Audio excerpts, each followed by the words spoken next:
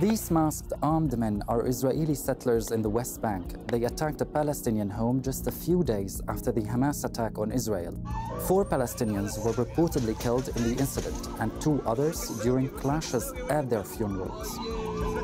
And this isn't an isolated case. At least 80 Palestinians and 1 Israeli were killed between October 7th and 21st, the most since 2005. The rise in violence is particularly concerning to our observer. One of the videos that I sent you, you could see a settler shooting in a very close range on a guy. This happened in the village of Twane. Twane is a Palestinian village in South Hebron Hills. You can see there is no reason for the shooting. Obviously, the guy who was shot, he was no arm, so there is no kind of a threat. And I can say that I don't understand why he was shot. This time of the year is the time of the olive trees harvest. For the Palestinians, it's important to do the harvest every year for economic reasons. What we saw in the video is how the settlers coming and just kicking away the Palestinians who is doing the harvest of the olive. There is no reason saying that they're afraid that the Palestinians doing harvest near to settlers, something like that. In the days following the Hamas attack, Israel's far-right National Security Minister Itamar Ben-Gvir distributed weapons to settlers, and he said he purchased 10,000 rifles for, quote, civilian security teams.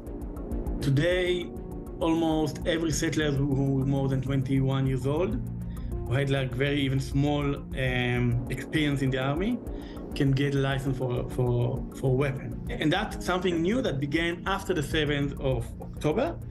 Before that, it was much more difficult to get a permission to have a license for guns. Unfortunately, the discourse in Israel today, not just among the settlers, is definitely a discourse of revenge. There was a settlers' violence before the war as well. It's not something new. That's very important to mention. But the number, the scale, the violence, the activities against communities become much higher. When it comes to evictions of Palestinian community, the army is definitely doing nothing and the police also is doing nothing. And that's also very concerning. It will take a long time to the Israelis and to the Palestinians to digest what happened here in the 7th of October and what happened after.